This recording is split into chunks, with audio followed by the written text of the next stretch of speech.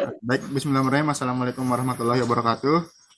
Perkenalkan kami dari Waalaikumsalam kelompok 4, wabarakatuh. yaitu dengan studi kami yaitu analisis kesesuaian lahan tanaman kacang tanah atau Haraceus hypogaea L di Kecamatan Tanjung, Kabupaten Lombok Utara.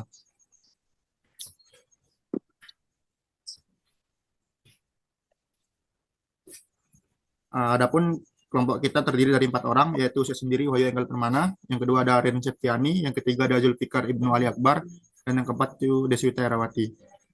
Baik, adapun outline yang akan kita bahas pada pada kesempatan kali ini yaitu ada pendahuluan, metode, pembahasan, dan kesimpulan. Baik, langsung saja ke pendahuluan, di mana kacang tanah ini merupakan salah satu potensi yang perlu dikembangkan, terutama di Kecamatan Tanjung, Kabupaten Lombok Utara. Namun untuk memaksimalkan hasil produksi yang diperlukan, analisis kesesuaian lahan yang tepat agar tanaman ini dapat tumbuh secara optimal. Ataupun di sini misi kami dalam mengembangkan uh, komoditas kacang tanah ini yaitu dengan meningkatkan produksi, mensejahterakan petani. Dan visinya yaitu untuk pengembangan kacang tanah yang berkelanjutan, serta goalsnya yaitu peningkatan diversifikasi pangan dan kesejahteraan petani. Selanjutnya itu teman saya, mungkin silakan. Baik, di sini saya akan menjelaskan metode praktikum yang dimana ada waktu dan tempat. Waktu dan tempat praktikum dilaksanakan mulai dari bulan Oktober sampai November yang bertempat di Kecamatan Tanjung, Kabupaten Lombok Utara, dan di Laboratorium Fisika dan Konservasi Tanah dan di Laboratorium Kimia Tanah. Metode praktikum yang kami lakukan di sini dengan menggunakan metode eksploratif atau survei secara langsung dan mengambil sampel tanah untuk diuji di laboratorium. Yang ketiga ada persiapan praktikum. Persiapan praktikum pada petani, data curah hujan dan iklim dan seperti dan sebagainya. Pengambilan Enggal. Next Enggal. Sorry, Enggal. Gini ya, gini. Enggak kelihatan jelas dia, Enggal. Bentar. Enggak kelihatan dia, Enggal. Ya, sama-sama. Nah, selanjutnya bisa teman-teman lihat di sini tertera peta titik sampel yang dimana ini merupakan tempat titik pengambilan sampel kami. Seperti keterangan pada peta ada C dan NC, yang dimana C ini sentral dan kami mendapatkan komoditas tanaman komoditas kacang tanah, dan NC ini merupakan non sentral yang kami dapat dari Kecamatan Tanjung, yaitu kakao dan cabai. Yang dimana di titik pertama ini kami dapat di Desa Sokong, dan yang kedua di Desa Tegal Maja, dan yang ketiga di Desa Samaguna. Next, Gal. Baik, selanjutnya itu akan disampaikan oleh saya sendiri, yaitu di sini di mana ada terdapat batas desa, di mana Kecamatan Tanjung ini sendiri terdiri dari 7 desa, yaitu Desa Jenggala, Medana, Sigar Penjalin, Sokong, Tanjung, Tegal Maja, dan Temiga. Dan adapun kemarin ketika kami melakukan terkait dengan survei, ternyata di daerah Jenggala terjadi pemekaran, yaitu Desa Samaguna. Selanjutnya di sini yaitu ada peta untuk kesesuaian lahannya, di mana di sini bisa terlihat ada yang hijau muda yaitu ada hutan rimba, terus untuk yang daerah persawahan yaitu di hijau tua, di mana kita kebanyakan mengambil sampel untuk praktikum ini yaitu di sekitar di daerah sawah yaitu yang berwarna hijau tua. Baik, selanjutnya disampaikan oleh teman saya Deswita, silakan. Peta zona agro kelima adalah iklim klasifikasi tipe iklim di wilayah Kecamatan Tanjung termasuk pada tipe iklim 3C dengan jumlah bulan basah 6 bulan berturut-turut dari November hingga April pada bulan kering. 4 bulan berturut-turut dari bulan Juni karena curah hujan yang cukup dapat mendukung pertumbuhan tanaman kacang, tapi petani perlu memperkelolaan air. Next, enggak.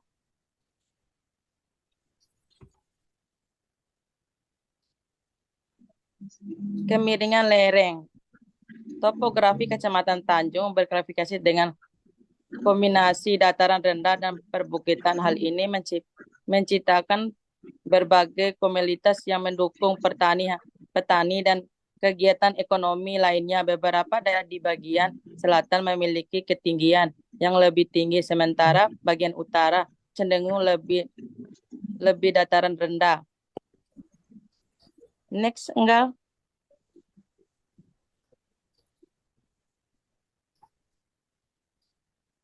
Ordo tanah. Kecamatan Tanjung memiliki variasi jenis tanah seperti tanah adusol dan etisol yang mempengaruhi pola petani dan penggunaan lahan. Jenis tanah yang berbeda memiliki klarifikasi fisika dan kimia yang perlu.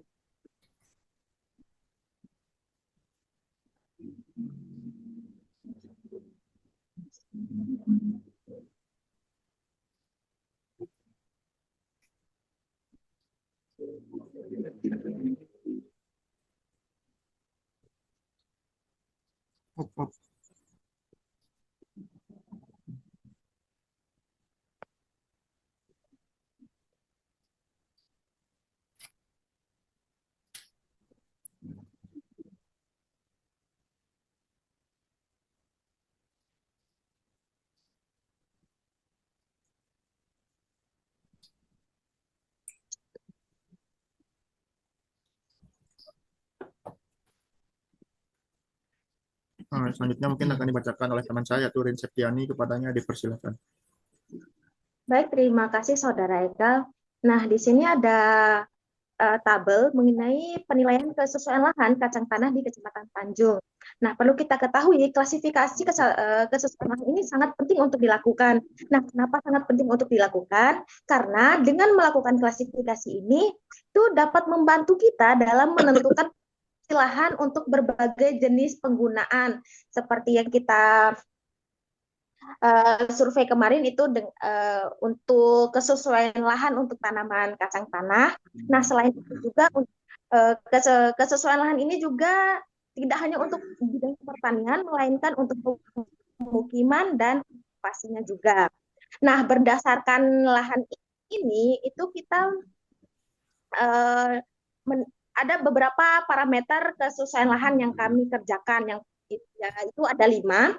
Yang pertama itu ada media perakaran, retensi hara, ketersediaan air, bahaya erosi, dan penyiapan lahan. Nah, parameter-parameter ini kami mengambilnya berdasarkan buku panduan petunjuk teknis evaluasi lahan untuk komoditas pertanian tanaman kacang tanah. Nah, jadi ini yang dikeluarkan oleh buku ini dikeluarkan oleh Staf Pusat Penelitian Tanah di tahun 1983. Nah, parameternya dari kelima parameter tadi itu ada lagi. Yang pertama tadi ada media perakaran. Nah, media perakaran itu dua kriteria lagi, yaitu tekstur tanah dan kedalaman. Itu ada tanaman sentra. Tanaman sentra itu adalah tanaman kacang tanah, dan tanaman non sentral, yaitu tanaman selain tanaman kacang tanah. Nah, untuk teksturnya untuk tanaman sentral dan non sentral itu berada di kelas agak kasar. Nah, untuk kedalaman tanahnya sendiri itu lebih dari tekstur tanah itu tergolong dalam kelas sendilum. Begitupun dengan tanaman non sentralnya.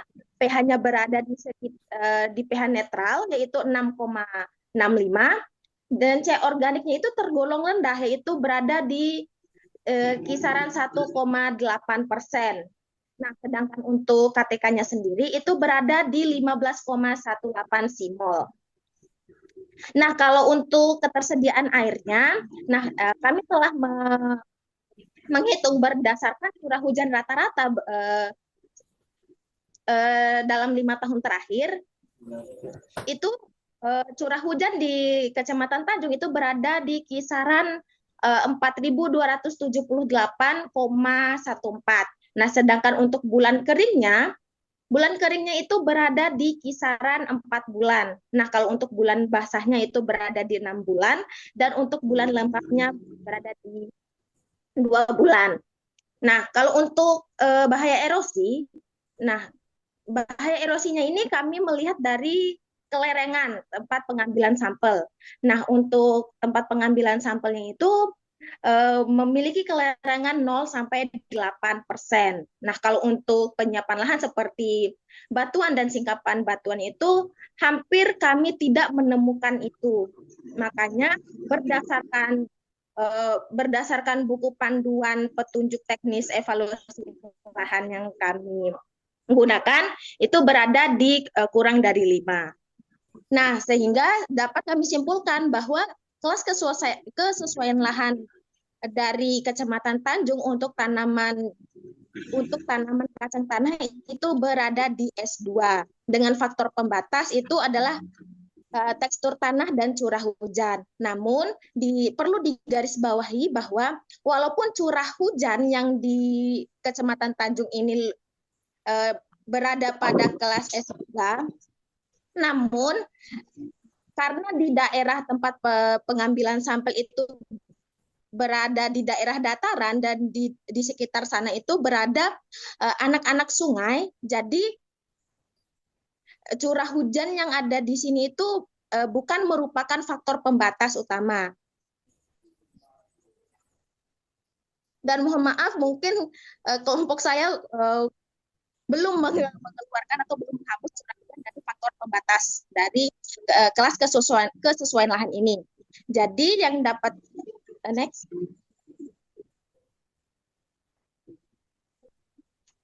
Next, enggak.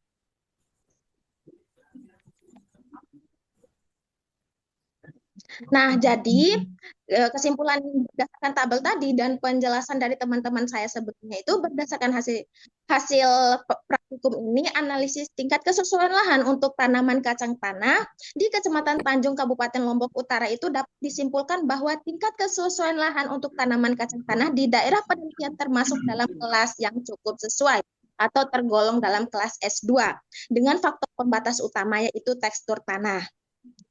Namun untuk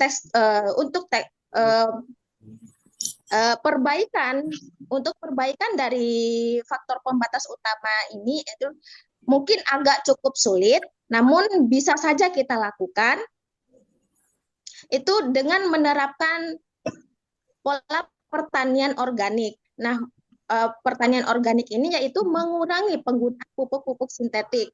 Nah, kalaupun tidak bisa mengurangi pupuk sintetik yang digunakan, itu dapat memadukannya antara pupuk organik dan pupuk sintetik. Mungkin sekian, terima kasih. Saya kembalikan ke Saudara Enggal. Baik, mungkin hanya ini saja dari presentasi kami dari kelompok 4. Sekian, wassalamualaikum warahmatullahi wabarakatuh. Namun sebelumnya perlu digarisbawahi bahwa kelompok kami kemarin belum sempat untuk melakukan presentasi memvideokan secara langsung dikarenakan kemarin kelompok kami maju pertama dan lupa direkam, makanya sekarang kita menggunakan Zoom. Mungkin hanya itu saja. Sekian, wassalamualaikum warahmatullahi wabarakatuh.